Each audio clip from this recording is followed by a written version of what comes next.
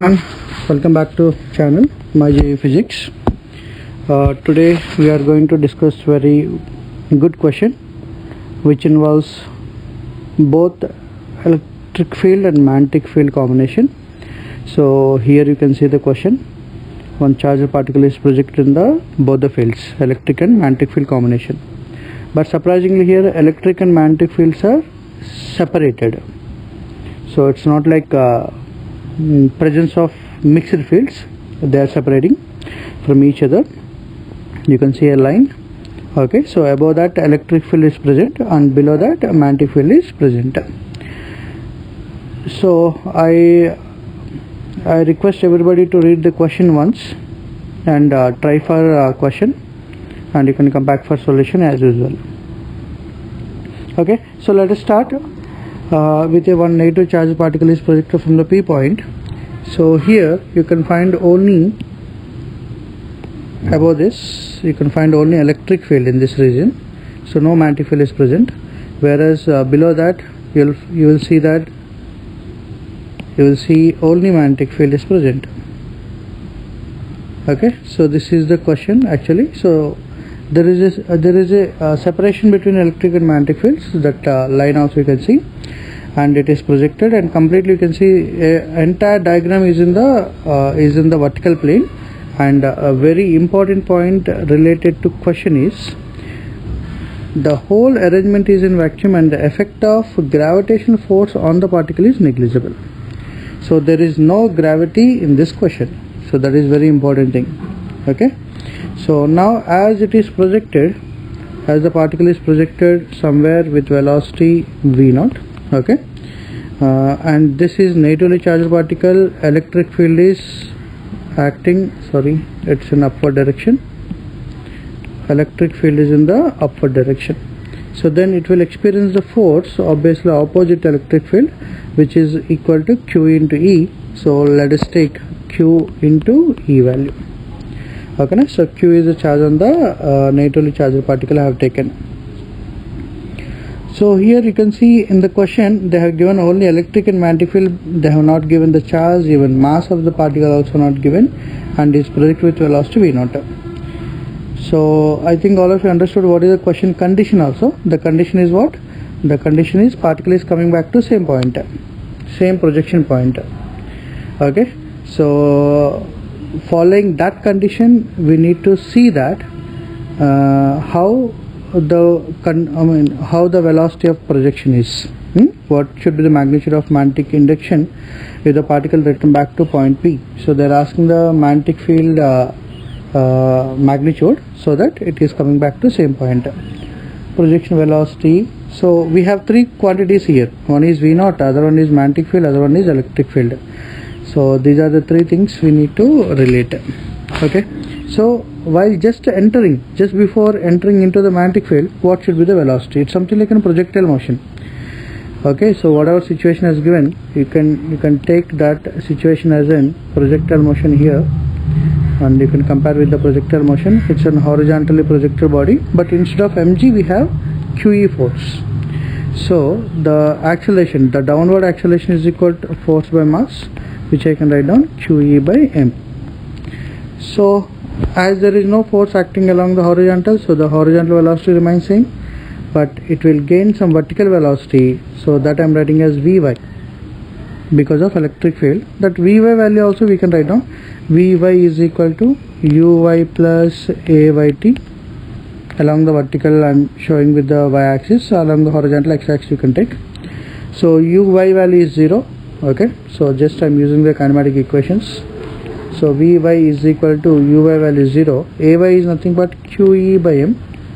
This is the acceleration acting vertically into t. So finally QE by m into t will be the vertical velocity. But the resultant velocity goes something like this. This is the resultant velocity, net velocity. So with this velocity magnetic field is inward. Okay, so charged particle is negatively charged. You can see the path. You can see the path something like this. This is the path of the charged particle and coming out here. And we know that magnetic field never changes the speed of the particle. The work done by magnetic field is 0 on charged particle. So that's why speed never change. so the speed remains same. Even the components also will be having the same way, something like this. It is having the velocity v0 in horizontal direction, in vertical direction it will have the vy, so net speed will become the v. Okay, so as it is coming out with velocity v, so because of symmetry, so obviously it will go to the same point. So ultimately what we need to identify, we need to identify the magnetic field relation with the velocity and electric field. So for that what I am doing is I am taking the somewhere here center of the circle, and if I am connecting to the point of entry, so then we may get some logics here. Let us see. And this will become the radius of circular path. So that radius of circular path also we can write down directly. The radius of the circular path is equal to mv by qb. So I'm just using the very fundamental ideas of a concept. Okay, so where v stands for net speed, not of any component. So this is the radius of curvature. So let us see the same thing. Okay, so this is the boundary between electric and magnetic fields, and this is the circular path what it is traveling. So this is the r radius, and this is the net speed v.